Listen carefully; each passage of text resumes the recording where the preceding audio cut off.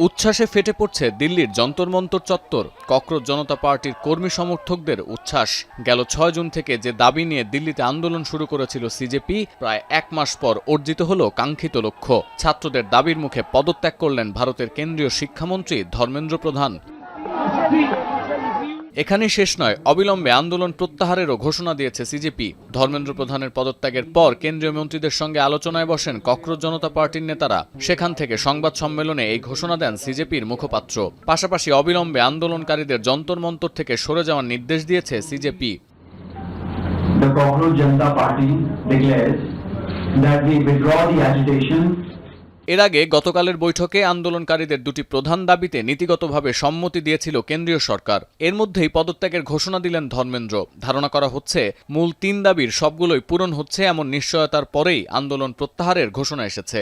Vitamin E ও C serum ৮টি প্রাকৃতিক oil সমৃদ্ধ লিলি সিরাম অয়েল, যা চুল পড়া কমায় মাত্র ৩০ দিনে।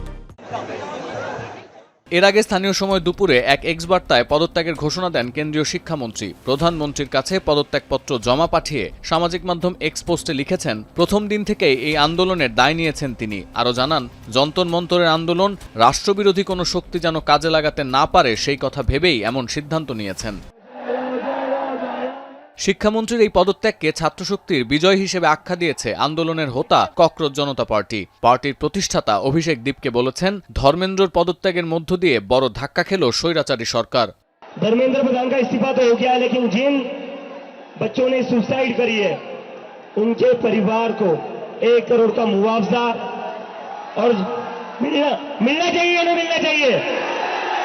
সিজেপির এই বিজয়ে উচ্ছ্বসিত কংগ্রেসের রাহুল গান্ধীও। দেশের শিক্ষা ব্যবস্থাকে ঢেলে সাজাতে এই পদক্ষেপ যথেষ্ট গুরুত্ব রাখবে বলে আশা তার।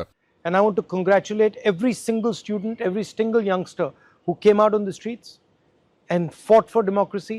আর এই সাফল্যকে গণতন্ত্রের বিজয় হিসেবে দেখছেন আমজনতা পার্টির অরবিন্দ কেজরিওয়াল। जेनजी को बहुत बधाई, बहुत खुशी की बात है। आप लोगों का संघर्ष रंग लाया। धर्मेंद्र प्रधान को अल्टीमेटली इस्तीफा देना पड़ा।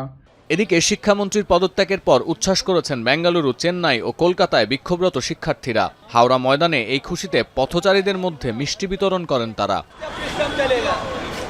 সতীর্থ কর্মকার, এখন বিশ্ব।